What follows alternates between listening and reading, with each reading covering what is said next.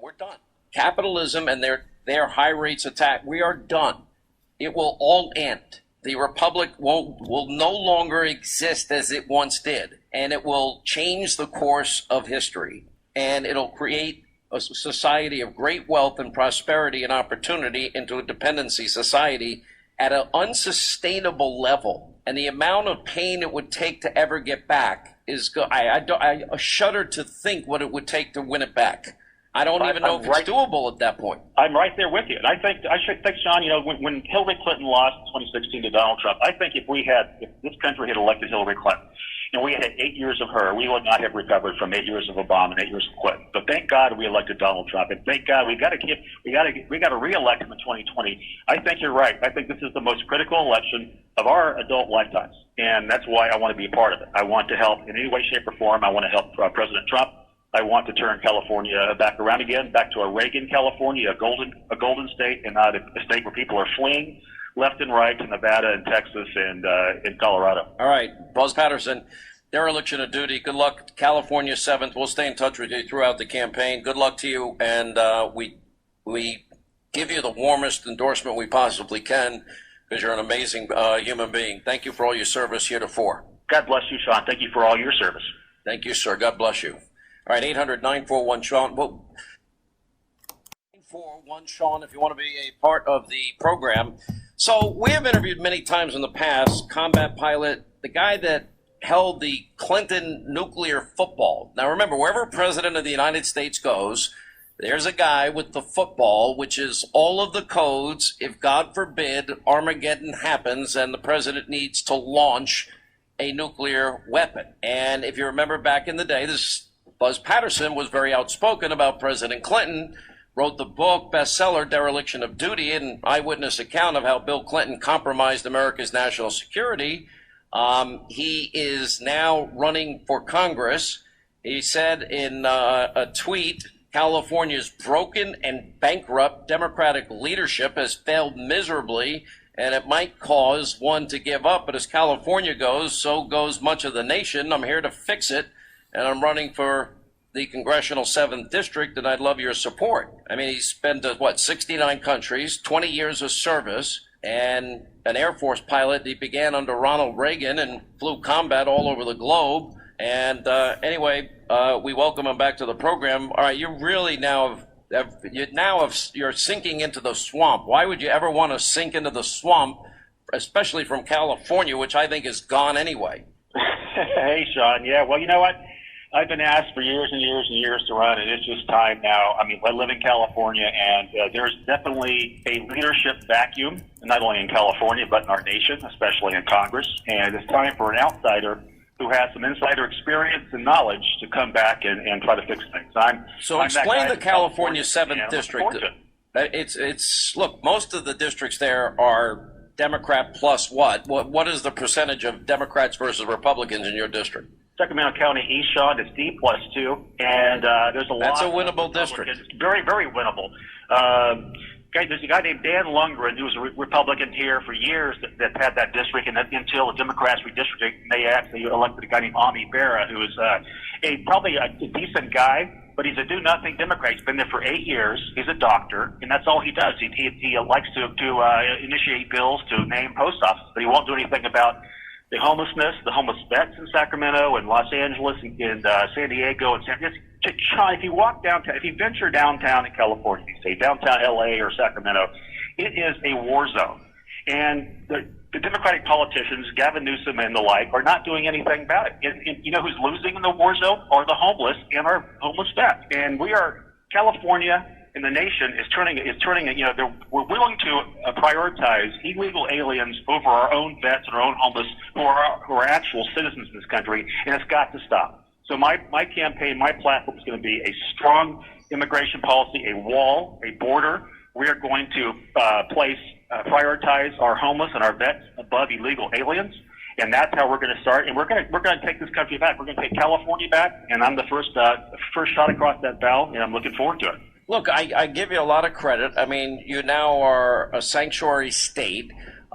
You're right. I mean, historically, as has gone California, so too has gone the rest of the country. You see all these Democratic presidential candidates, they want open borders. They want, free health care for illegal immigrants. And then they basically all want to adopt this crazy Green New Deal. I do think there's going to be a backlash at some point. You see a mass migration out of California, people moving to Texas and other states that don't have. I mean, you have a 13.5% state income tax.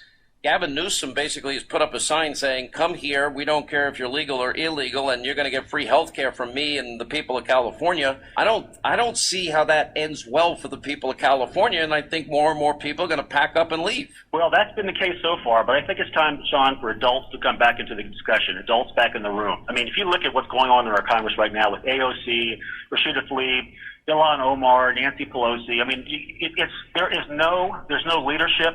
There's no maturity there. It's just a bunch of kids playing in the sandbox.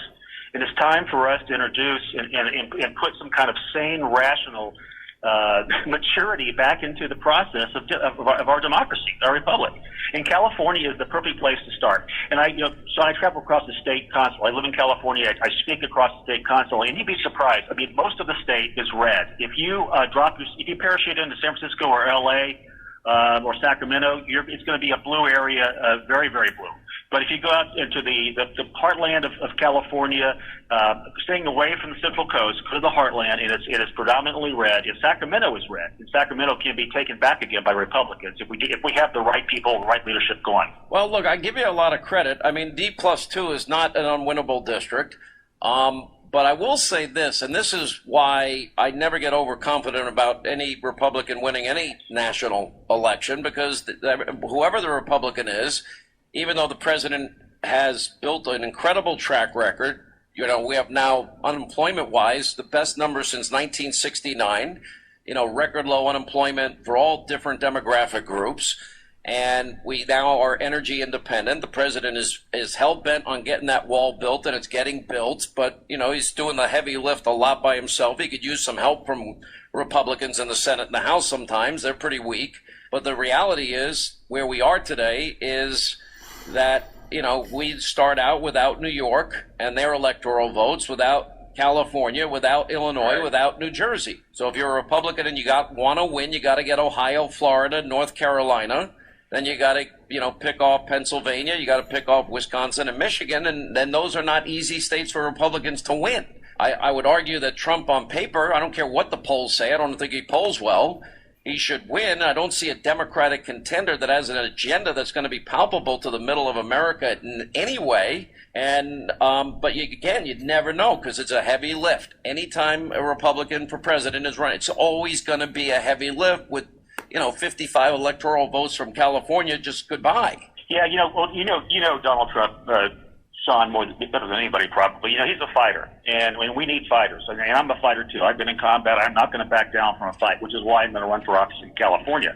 And I would really appeal to people out there who want to support a conservative military guy running for Congress out here to go to buzzforcongress.com, Buzz for Congress. That's pretty easy to remember. And I'm running. Love your support. Love your help any way, shape, or form.